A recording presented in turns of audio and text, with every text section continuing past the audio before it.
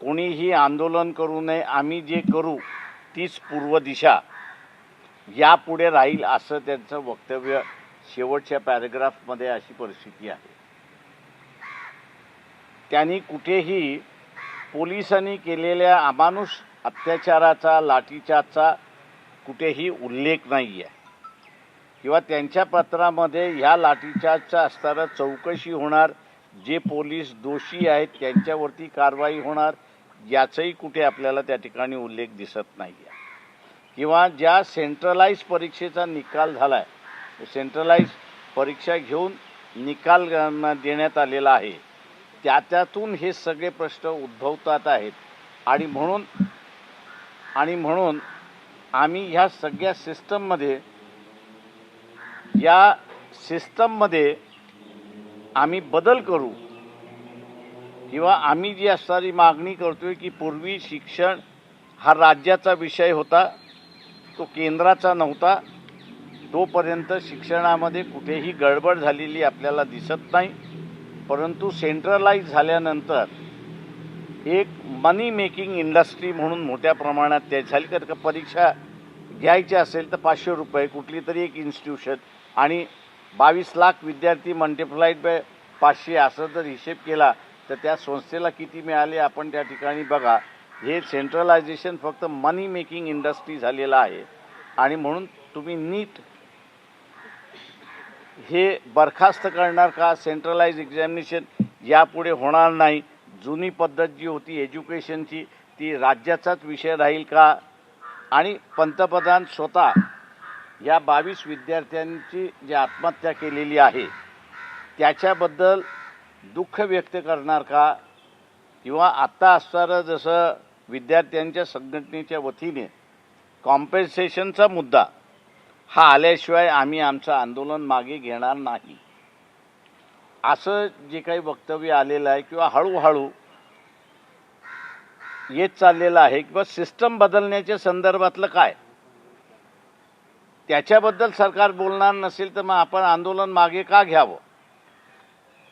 ही जी चर्चा सुरुवात झालेली आहे ती मी असताना मानतोय की सरकारमध्येच कुठेतरी विचारविनिमय झालाय आणि राजीनामा आलाय असं दिसत नाही।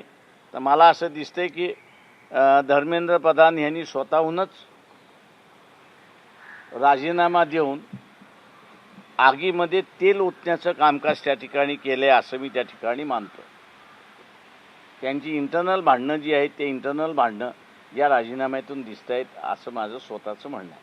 पण विद्यार्थी विजयी झाले साहेब असं म्हणायचं का? विद्यार्थी विजयी झाले ना, जे झुकणार नाही असं जे म्हणत होते त्यांना पार नाक रगडायला लागलं विद्यार्थ्यांनी। सर कॉकरोच या शब्दापासून खरं तर सुरुवात झाली, सगळी पडली फेसलेस खरं तर सगळा प्रोटेस्ट होता सुरुवातीला, पण एवढी मोठी विद्यार्थ्यांची चळवळ उभं राहील असं कुठे वाटलं होतं का? आणि त्याच्यानंतर त्याचे रिपरकशन देखील जाणवले। मी असं म्हणतोय की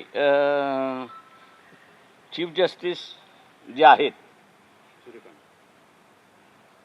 सूर्यकांतजी त्यांचा ह्या सरकारवरती कुठेतरी राग दिसतोय मला आणि एकदा नाही तर त्यांनी दोनदा चिथावणी दिली असं माझं स्वतःचं म्हणणं आहे। पहिल्यांदा कॉकरोच हा शब्द वापरून आणि दुसऱ्यांदा लाठीचार्ज झाल्यानंतर आम्हाला व्हिडिओज बघायचे नाहीत हे जे वक्तव्य आहे हे माझ्या दृष्टीने कॅल्क्युलेटेड वक्तव्य असं मी त्या ठिकाणी मानतोय आणि सरकारच्या विरोधात विद्यार्थ्यांनी कुठेतरी गेलं पाहिजे असं मला स्वतःला तरी वाटतंय आणि म्हणून चीफ जस्टिस आम्ही जाहीर आभार मानतो की जो झुकणार नाही असं म्हणत होता त्याला विद्यार्थ्यांनी फार नाक रगडवायला लावलं अशी असणारी परिस्थिती आहे। एज्युकेशन सिस्टीम मध्ये आता काही फरक पडेल का? कारण तुम्ही म्हणतायत की मोदींनी तो राजीनामा घेतलेला नाही, धर्मेंद्र प्रधानांनी तो स्वतःहून दिलेला आहे, इथून पुढे तरी विद्यार्थ्यांना त्या आंदोलनाला यश होईल, पण एज्युकेशन सिस्टीमचं काय? मी अजून म्हणालो की ते जे आंदोलनकर्ते जे आहेत म्हणजे मला जे तिकडनं जी काही माहिती येते त्याच्यावरनं की कॉम्पन्सेशनचा मुद्दा आणि परीक्षेमधल्या सुधारणा याच्याबद्दल सरकार काहीच बोलायला तयार नाही. धर्मेंद्र प्रधानाचं पत्रसुद्धा त्याच्याबद्दल काहीच बोलत नाही. त्याच्यामुळे आपण माघार का घ्यावी असा असणारा प्रश्न, त्यांच्यामधली असणारी चर्चा ही बाहेर पडत चालली. तुम्ही अभिजित तिपकेंना म्हणाल का की आता माघार घेऊ नका म्हणून?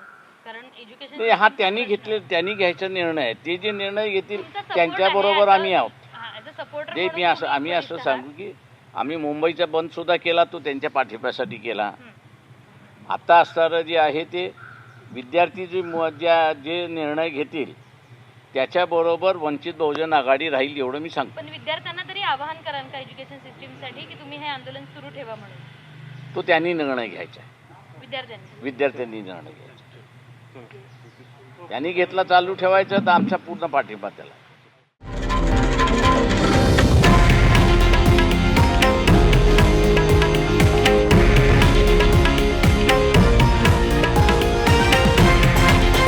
हे आहे देशातील नंबर 1 न्यूज नेटवर्क आणि आपण पाहत आहात TV9 मराठी, एकमेव.